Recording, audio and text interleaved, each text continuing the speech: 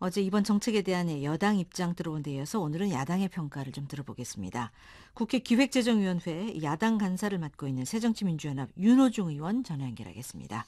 네, 안녕하세요, 의원님. 안녕하세요. 네, 네. 안녕하십니까. 자, 먼저 내년도 경제 상황, 대외 변수 감안할 때 어떻게 내다보십니까?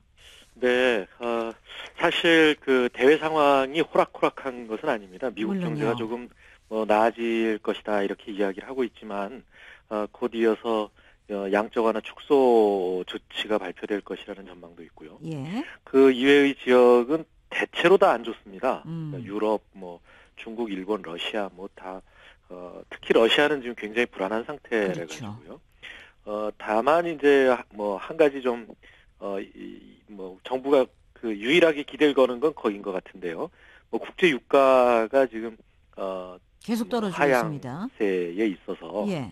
그 정도가 조금 기대를 하고 있는 것 같은데 예. 내년 경제 전망은 그렇다고 해서 어떤 그 수출 부문이라든가 이런 대외 경제 부문이 잘 된다고 하더라도 예. 이 국내 특히 내수 부문이 음, 이 굉장히 위축될 것으로 네. 보여집니다. 그래서 현재 내다보는 내년도 경제 전망은 그렇게 밝지 않다 이렇게 음. 보는데요. 정부는 그다지 오히려 밝지 좀 않다. 네, 예. 정부는 의외로 올해보다 성장률이 좀 올라갈 거다 이렇게 그 그래도 당초 전망을 하고 내년도 있습니다. 경제 성장률 4%에서 이제 0.2% 포인트 낮췄어요. 네네. 3.8% 기록할 것이다. 이렇게 정부가 전망을 했는데 네. 이것도 지나치게 낙관적이라고 보시는 겁니까?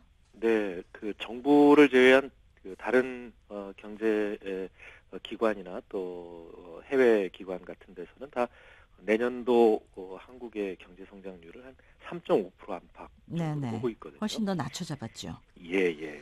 그렇게 보면 올해나 크게 다르지 네. 않다라는 건데, 정부는 다소 좀 목표치를 좀 높게 잡아보고 싶어 하는 것 아닌가, 예. 희망까지 어쨌든 섞어서. 이 국제유가 하락으로 경제가 조금 더 살아날 수 있다라고 정부가 판단하는 것 같다는 말씀을 하셨습니다만 이 유가 하락이 또 꼭 그렇게 네, 경제에 꼭 그런 건 긍정적인 아닙니다. 영향만 미치는 건 아니라는 그런 분석도 많이 있지 않습니까? 예, 제가 말씀드린 거는 예. 경제 여건 중에서 우리에게 다소 유리할 것으로 보여지는 게 그거 하나뿐이다. 그나마 예. 예, 그나마 하나다 이런 알겠습니다. 말씀입니다. 그제 정부가 내놓은 2015 경제정책 방향 전반적으로 어떻게 평가하세요? 네, 우선 지금 말씀드린 것처럼 근거 없는 낙관주의를 근거로 하고 있고요. 네. 또 매우 안이합니다. 어, 음. 지금까지 해오던 정책에서 크게 차이가 없어서 이 정도로 내년 경제 상황을 이겨낼 수 있겠는가. 예. 특히 이제 좀 전에 말씀드린 것처럼 우리 경제의 가장 큰 이 위기 요인이랄까요? 이런 것은 가계 부문하고 내수 부문인데 네. 정부의 정책이 나온 거 보면 그러니까 기업 부문, 특히 이제 수출 경제 부문 이런 쪽에 이 투자를 더 늘려야 된다. 그걸 위해서는 규제 개혁을 해야 된다. 이런 그 지금까지 어떤 그 낙수 효과를 겨냥한 신자유주의 정책에서 크게 벗어나고 있지 음. 못합니다. 네네. 이런 것은 우리나라뿐만 아니라 거의 세계 모든 나라들이 지난 국제 금융위기 이후에 문제가 많다고 판단을 예. 하고 대체로 다 이 포기한 정책들인데 무엇보다도 이 예, 정부 정책, 경제 정책도 이제 이 가계와 내수 살리는 거에 좀 더 방점을 찍어야 된다라는 말씀인데 예. 정부가 이 중심 화두로 내건 이 구조 개혁에 대해서는 어떤 입장이세요? 그래서 구조개혁이라고 하는 것 역시 지금 이제 수출 대기업 중심의 경제 체제에서 예. 중소기업 중심의 경제 체제로 그런 어떤 체질 전환을 할 필요가 있습니다. 예. 그다음에 또 죄송합니다. 이 구조개혁이라고 한다면 지금까지 어떤 이 기업 중심의 경제 정책 이런 것들에서의 전환을 시작을 해야 되는데요. 네. 그런 어떤 노력이 없습니다. 그다음에 또 신산업 정책 같은 경우에도 지금까지 해오던 것에 더해서 뭔가 새로운 것이 좀 있어야 되는데 음. 그런 새로운 것이 지금 없습니다. 예. 그래서 내놓고 있는 거는 오히려 그냥 금융, 노동, 예. 교육 부문, 또 공공 부문 공공부문. 이렇게 네 이런 가지 쪽에 크게 그러니까 이제 4대 구조개혁이라고 그렇죠. 이야기하는데 대체로 전체가 예. 구조개혁이라기보다는 규제개혁입니다. 규제 개혁이다. 예, 규제를 없애겠다. 음. 뭐 그래서 이제 그런 기업에게 정도 더 됩니다. 유리한 쪽으로 계속 이제 경제 정책을 가져간다라고 보시는 겁니까? 네네, 예. 그렇죠. 근데 이제 구조개혁 이 네 개 부문에 대한 이 구조개혁 가운데서 특히 이 눈길을 끄는 게 이제 노동개혁입니다. 정부도 여기에다 더 네네. 방점을 찍는 분위기인데 어제 이 시간에 이 얘기를 했던 새누리당 강석훈 의원의 경우 네네. 고용의 유연성, 안전성 동시에 제고하는 유연 안전성을 노사협의를 통해서 만들어가겠다 이렇게 입장을 밝혔거든요. 이게 글쎄 좀 적절한 방향이라고 보세요? 무슨 말씀인지 잘 모르겠는데요. 아무튼 동그란 네모를 그리겠다는 얘기하고 비슷합니다. 음, 뭘 하겠다는 그 방향성이 안 나오는 것이죠. 그 지금 이제 비정규직과 정규직의 그 격차를 해소해서 이 비정규직의 처우를 개선하고 또 비정규직을 정규직으로 전환시켜야 되거든요. 예. 그런데 이제 정부의 방향은 비정규직을 정규직으로 전환하는 것에 대해서는 뭐 일부 지원을 하겠다 이렇게 이야기하면서도 예. 또 다른 한편에서 오히려 정규직의 과다한 이 처우 뭐 이런 것에 대해서는 오히려 하향 평준화를 하겠다는 의사를 밝히고 있거든요. 음.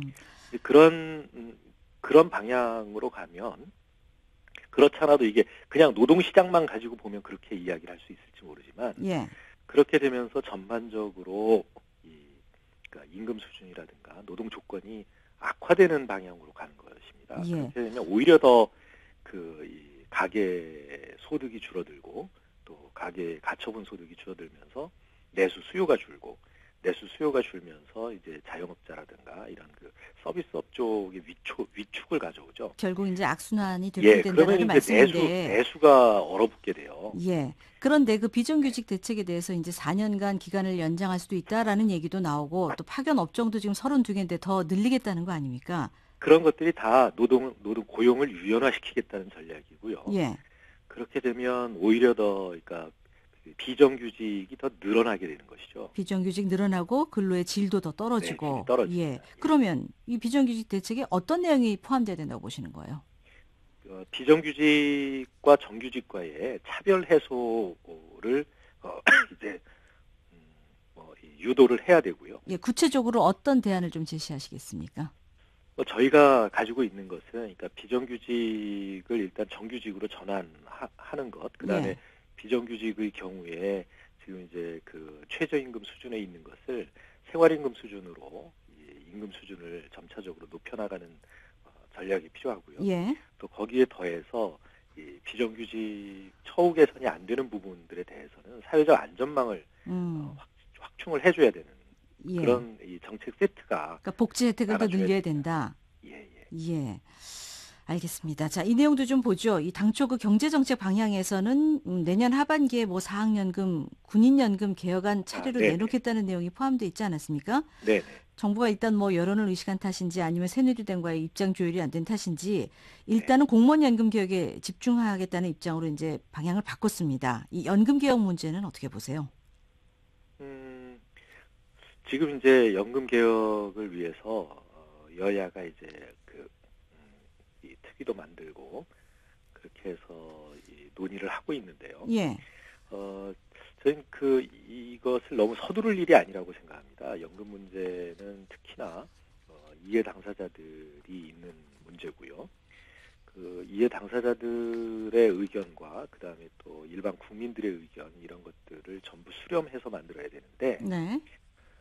정부가 지금 제시한 그 공무원 연금 개혁안은 그런 과정을 제대로 안 거친 그냥 정부의 아이디어 수준의 안이거든요. 예. 그렇기 때문에 이 정부의 그런 안에 대해서 국회가 이 부분을 그동안 이제 정부가 하지 않은 그런 그 의견 수렴 과정 또 일종의 어떤 사회적 타협 이런 것들을 시도를 해야 됩니다. 그런데 어쨌든 이 거기에다가 무슨 정치권에서 이 공무원 네, 연금 개혁에 대한 뭐 여야 합의는 이루지 않았습니까? 그런데 네네. 저 개혁을 논의할 그 국민 대타협 기구 성격을 놓고는 또 입장차가 좀 많이 갈리고 있더라고요. 그 부분에 대해서 또 어제 여야 원내대표 간에 또 그 추가 합의를 했고요. 예. 그러니까 세부적으로 이제 그 인원 구성이라든가 또 국민 대타협 기구 내에 예. 내에 이제 그 분과위원회의 구성 이런 것까지 세부적인 그 합의가 이루어졌습니다. 그래요. 네네. 어쨌든 뭐 이 보도에 따르면은 이 야당에서는 그 대타협 기구에서 연금 개혁안을 마련한 후에 이 개혁안을 이 국회 공무원 연금 개혁 특위에 반영한다고 해서 이제 새누리당하고 입장이 좀 바뀌는 부분 아니겠습니까? 아, 네. 그 부분에 대해서는 뭐 저희 그 입장이 맞다고 봅니다. 예. 왜냐하면 사회적 합의 기구, 그러니까 국민 대타협 기구에서 만들어진 안이 그대로 그 어떤 입법권을 가지고 있는 것은 아니기 때문에 예. 역시 이제 법을 통해서 이 제도가 법제화 되려면 국회의 절차를 따라가야 되는 것이죠. 그거는 뭐 상식적인 절차고요. 뭐 국회도 또 대타협 기구에서 논의된 안을 존중해야 될 의무가 있지 않겠습니까? 그런 부분 큰 그런가요? 이견은 아니라고 봅니다. 예. 자, 그러면 또 하나 문제가 올해 이어서 내년에도 이제 확대 재정을 펴서 경제 활성화 마중물 역할을 하겠다는 게 이제 정부 얘기인데 이 재정 건전성 문제는 어떻게 보십니까? 네, 재정 건전성 문제가 상당히 심각해져 가고 있죠. 그래서 국가 부채도 늘어나고 있고요. 지금 같은 상황으로 가면 아마 박근혜 정부 5년 동안 한 150조 정도의 부채가 증가할 것으로 보여집니다. 예. 역대 정부 중에 최대 규모죠. 음. 그래서 이제 저희는 이 과거에 그 부자 감세로 저 세율을 인하했던 법인세율의 원상복구를 끊임없이 주장을 해왔습니다. 예. 그런데 뭐 이 정부 여당은 대통령 말씀 한마디에 얽매여 가지고 법인세율은 절대 손을 댈 수 없다라고 이야기하면서 오히려 그 서민들에게 부담이 가는 세금을 자꾸 슬금슬금 올리고 있거든요. 네. 작년 같은 경우에는 봉급 생활자들의 이 소득공제 연말정산 방식을요. 소득공제에서 세액공제로 바꾸면서 결국 내년 1월에 이제 올해분 봉급 생활자 소득세에 대한 연말 정산이 이루어지는데 내년 1, 2월이면은 약 9천억 정도의 이 공제액이 줄어들 것으로 보여집니다. 어쨌든 그 증세에 있어서 지금 말씀하시는 것은 네네. 대기업 증세로 돌아야지 서민 증세로 돌아서는 안 된다라는 말씀인 것 같은데 세수를 늘려야 되는 것은 분명하죠. 예, 왜냐하면 예. 확대 재정 정책을 펴는 것은 맞습니다. 네. 정부가 역할을 더 해야 되는데 어디서 그렇게 증세를 하려면- 하느냐의 문제가 아니겠습니까? 그렇죠. 네네. 어제 이제 강석훈 의원의 경우는 이 증세는 이 경기 회복에 큰 걸림돌이 될 수 있다. 이거는 최후의 선택지로 남겨둬야 되지 않느냐라는 얘기를 하시면서 일단 정부는 지금 실제로 예. 증세를 하고 있습니다. 네. 그러니까 지금 말씀드린 것처럼 연말정산 방식을 통해서 9천억 증세를 했고요. 그다음에 올해 지난번 예산안 처리하면서 함께 통과된 담배세 인상을 통해서 내년에 2조 5천억의 증세가 이루어집니다. 예. 뭐 그것 이외에도 이 각종 공제 제도를 조정하는 것들을 통해 가지고 예. 지속적으로 증세를 추진해 왔어요. 사실상. 네. 그런데 꼭 이 대기업들에게 영향을 미치는 재벌 대기업들의 세금을 올리는 것에 대해서만 유독 반대를 하고 있는 것입니다. 예. 알겠습니다. 이 네. 법인세 다시 이제 원위치로 돌리거나 아니면 더 높여야 된다. 결국 이제 부자 높이자는 증세가 얘기는 아니고 원위치. 예, 원위치로 그러니까 돌려야 22%에서 된다. 25%로. 알겠습니다. 네네. 예, 말씀 여기까지 듣죠. 고맙습니다. 네, 감사합니다. 예, 이 국회 기획재정위원회 야당 간사 맡고 있는 새정치민주연합 윤호중 의원이었습니다.